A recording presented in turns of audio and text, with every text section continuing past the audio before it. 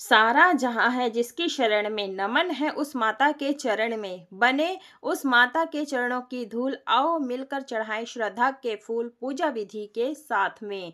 तो देखिए भक्तों, जय माता रानी। आप सभी को आने वाली नवरात्रि की बहुत बहुत शुभकामनाएं। भक्तों, चैत्र नवरात्रि माँ दुर्गा की पूजा का पर्व है जो शुक्ल पक्ष की प्रतिपदा से शुरू होता है। इस दौरान भक्तों को विशेष नियमों का पालन भी करना चाहिए। चैत्र नवरात्रि के दौरान पालन करने योग्य कुछ महत्वपूर्ण नियमों के बारे में भी बताऊंगी, जिसे आपको जरूर से पालन करना है। तो देखिए, एक चौकी लगाई जाती है। आप ये पूजा घर के मंदिर में भी कर सकते हैं, अलग से चौकी लगा करके भी इस पूजन को कर सकते हैं। और देखिए, यहाँ पर जो है पूजा में कलश की स्थापना जरूर से की जाती है। तो आप अष्टदल कमल बना लें। चावल जो हैं आपके साबुत होने चाहिए, खंडित चावल पूजा में प्रयोग नहीं किए जाते हैं, इस बात का ध्यान रखिएगा। तो देखिए भक्तों, चैत्र नवरात्रि हिंदू धर्म में एक महत्वपूर्ण पर्व है जो माँ दुर्गा के 9 स्वरूपों की पूजा के लिए समर्पित होता है। तो मैंने यहाँ पर तांबे का कलश लिया है। आप मिट्टी का, सोने चांदी का, पीतल का कलश ले सकते हैं। कंठ में कलावा बांध दे और जिस तरह से हमें जो है रोली से स्वास्तिक बनाना है, इस बात का ध्यान रखिएगा। तो देखिए भक्तों, यह पर्व हर साल चैत्र माह के शुक्ल पक्ष की प्रतिपदा तिथि से शुरू होता है और नव वर्ष की शुरुआत का प्रतीक भी माना जाता है। नवरात्रि के दौरान भक्त पूरे मन और श्रद्धा के साथ मां दुर्गा की पूजा करते हैं ताकि उनके जीवन में सुख, शांति और समृद्धि का वास हो। इस दौरान कई धार्मिक नियमों का पालन करना बेहद जरूरी होता है। तो देखिए, हमने स्वास्तिक बना लिया। स्वास्तिक आपको पूर्ण बनाना है, अधूरा नहीं बनाना है। कलश के अंदर सबसे पहले हम गंगा जल डालेंगे, फिर शुद्ध ताजा जल इसमें कंठ तक भर देंगे। और देखिए भक्तों, पूजन के दौरान जय माता रानी या फिर ओम दुम दुर्गाय नमो नमः मंत्र का जाप जरूर से करें।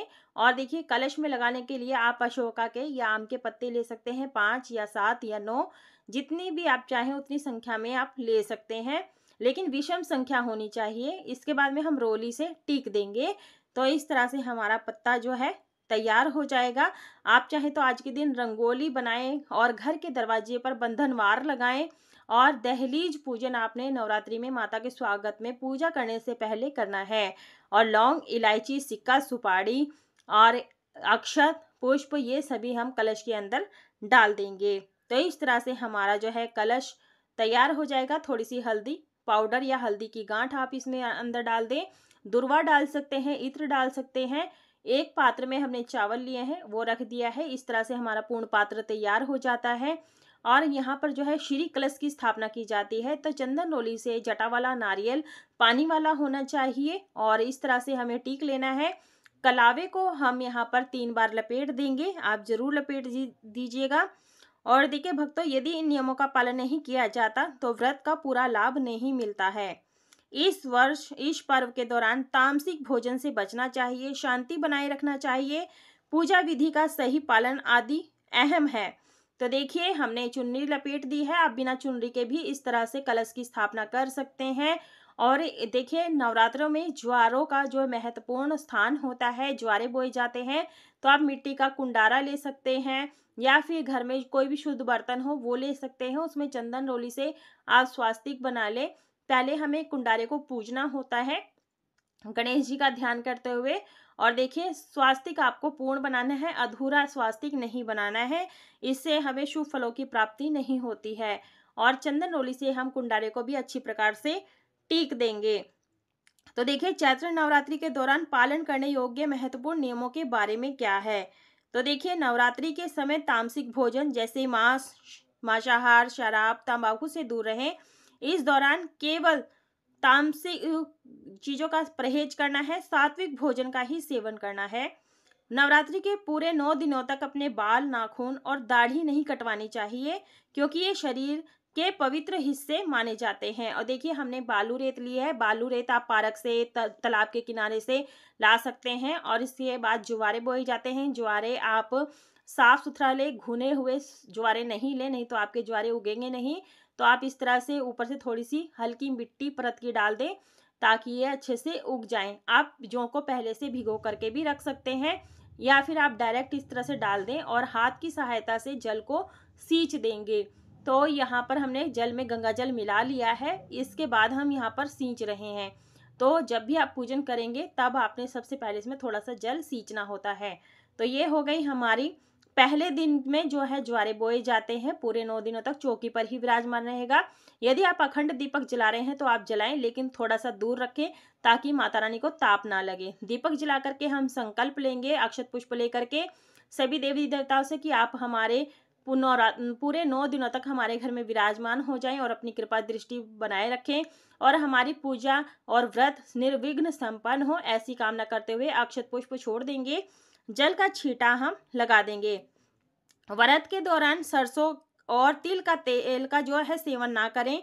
इसका सेवन ना करने का धार्मिक महत्व है जो व्रत के नियमों का पालन करने में मदद करता है। नवरात्रि के व्रत में सेंधा नमक का ही प्रयोग करना चाहिए क्योंकि यह पवित्र और व्रत के लिए उपयुक्त होता है। वैसे नवरात्रि जो होती है फलाहार व्रत किया जाता है, इसमें अन्न नहीं खाया जाता है। ये व्रत बच्चे बूढ़े सभी कर सकते हैं, स्त्री पुरुष तो कोई भी इस व्रत को कर सकता है। भाव श्रद्धा से होने चाहिए। इत्र लगा करके वस्त्र रूपी कलावा समर्पित कर दिया है। चंदन ओली से गणेश जी का सबसे पहले हम पूजन कर लेंगे। देखिए नवरात्रि के दौरान चमड़े से बनी चीजों का प्रयोग नहीं करना चाहिए, जैसे चमड़े के जूते, चप्पल या बैग, बेल्ट। इस दौरान काले रंग के कपड़े पहनने से बचना चाहिए क्योंकि यह नकारात्मक ऊर्जा को आकर्षित करते हैं। इसके हल्के और उजले कपड़े पहनने चाहिए। और देखिए हमने नवग्रह की स्थापना की है। यदि आपने षोडश मातृकाओं की स्थापना की है तो उनका भी पूरे विधि विधान के साथ में पूजन करना है। तस्वीर में पूरी 9 देवियां हैं, 9 को हम चंदन रोली से टीका करेंगे। सिंह को हम टीका लगाएंगे और जो भी माता रानी के अस्त्र शस्त्र हैं सभी को हम अच्छे प्रकार से टीका लगा देंगे और मन ही मन में जय माता रानी बोलते हुए टीका करेंगे। और देखिए हमारे यहाँ पर ना पहले दिन ही 9 टिकियां लगाई जाती है चंदन रोली की और इस पे पूरे 9 दिन तक हम यहाँ पर टिकियां चंदन रोली की लगाते हैं। इसके बाद में हम यहाँ पर फूलों की माला अर्पित करेंगे। और यदि आपके पास तुलसी की माला, जो चंदन की माला या कमलगट्टे की माला है तो वो आप अर्पित कर सकते हैं, लेकिन आर्टिफिशियल यानी डुप्लीकेट फूलों की माला माता को अर्पित नहीं करना है, शुभ नहीं होता है। पुष्प समर्पित कर देंगे। और देखिए भक्तों, किसी के साथ गुस्सा ना करें, ना ही किसी को अपशब्द कहें। व्रत के समय मानसिक शांति बनाए रखें और दूसरों के प्रति अच्छा आचरण करना चाहिए। और यहाँ पर हमने कुंडारे में भी जो ज्वारे बोए हैं उसको भी हमने फूल समर्पित कर दिया है। धूप दीप दिखा देंगे। धूप दीप दिखाने से वातावरण सुगंधित होता है और सभी देवी देवता हमारी पूजा की ओर आकर्षित होते हैं, तो इस बात का ध्यान रखिएगा। और देखिए हमें ये जो प्रथम दिन में जो पूजा करते हैं इसमें थोड़ा समय ज़्यादा लगता है, बाकी समय में हमें सिर्फ फूल पत्तियां हटानी होती है और धूप दीप आरती भोग आरती दोनों समय सुबह शाम करनी होती है। पंचमेवे का हम भोग लगा देंगे यहाँ पर। और देखिए भक्तों, नवरात्रि के दौरान किसी रिश्तेदार या दोस्त के घर रुकने से बचें ताकि पूरी श्रद्धा से आप पूजा का ध्यान आप लगा सकें। और माता का प्रिय भोग होता है लौंग बताशे का, तो लौंग बताशे का भोग आप जरूर से लगाएं। ऋतु फल जो भी आपके पास मौसम के अनुसार से उपलब्ध हो उसका भोग आपने जरूर से लगाना है माता रानी को। और माता रानी से प्रार्थना करनी है कि आप भोग स्वीकार करें, धूप दीप स्वीकार करें। 16 श्रृंगार की सामग्री आप पहले दिन अर्पित कर सकते हैं या लास्ट में अष्टमी नवमी को अर्पित कर सकते हैं या नवरात्रि के पहले दिन भी अर्पित कर सकते हैं। और जो आप पहले दिन अर्पित करते हैं ना, ये पूरे 9 दिनों तक चौकी पर ही विराजमान रहता है। जब कन्या पूजन करते हैं तब ये सामग्री आप प्रसाद के रूप में बांट सकते हैं।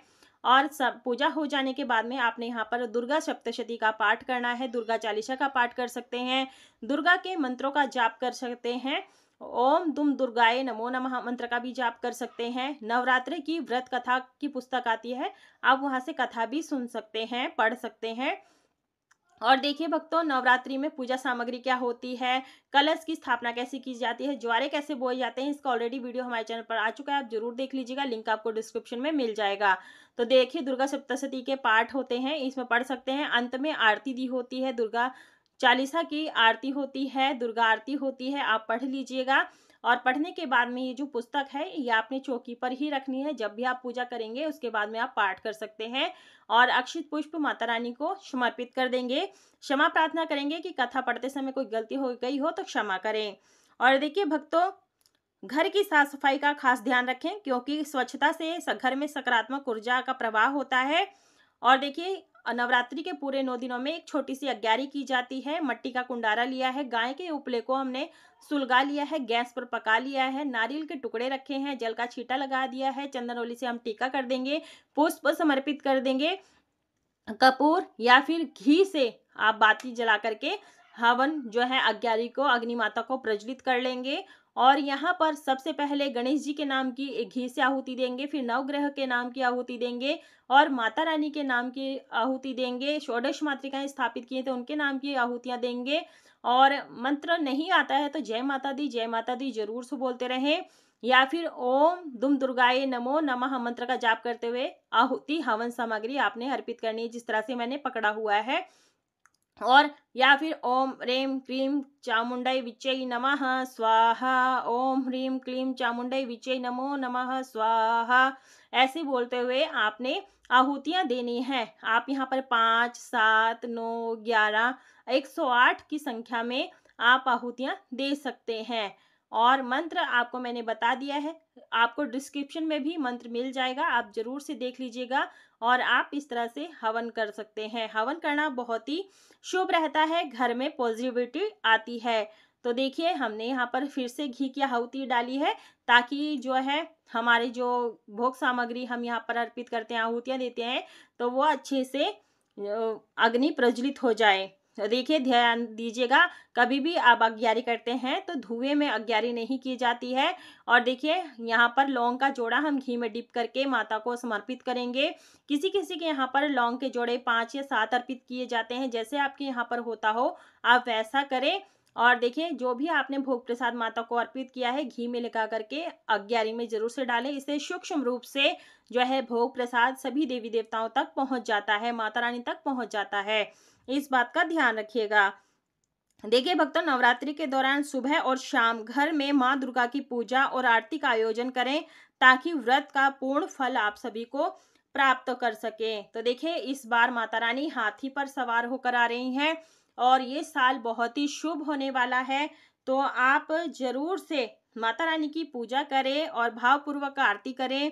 सबसे पहले आपने गणेश जी की आरती करनी है, उसके बाद में आपने माता रानी की अम्बे तू है जगदम्बे काली, जय दुर्गे खप्पर वाली, हम सब उतारे तेरी आरती ओ मैया, हम सब उतारे तेरी आरती। आरती गाने के बाद में आरती को आप यहाँ पर ठंडा कर दीजिएगा, शीतलीकरण कर दीजिएगा, पवित्रीकरण कर दीजिएगा, ताकि और थोड़ा सा जल लेकर के सभी चीज़ों का हम मिनस देंगे। मिनसने से जो होता है भोग प्रसाद माता रानी साथ स्वीकार कर लेती हैं और पूजा में रही कोई भी कमी रहती है वो क्षमा याचना जरूर से मांग लें। तो ये थी हमारी प्रथम दिन की सुबह की पूजा, क्योंकि सुबह की पूजा में थोड़ा समय लगता है, जब स्थापना हो जाती है फिर नॉर्मल सी हम पूजा सुबह शाम धूप दीप आरती भोग आरती कर लेते हैं। दक्षिणा जरूर से निकालें, दक्षिणा आपने पूरे 9 दिनों तक आपने चौकी पर ही रखना है। जब कन्या पूजन होगा तब आप दक्षिणा किसी कन्या को दे सकते हैं। भोग प्रसाद अब परिवार सहित ग्रहण कर लीजिएगा। और जो हमने कुंडारा और रखा ही सभी चीज़ें पूरे 9 दिनों तक रहेगी। वीडियो पसंद आई है तो वीडियो को लाइक शेयर सब्सक्राइब जरूर कीजिएगा। कमेंट बॉक्स में जय माता रानी अवश्य लिखें।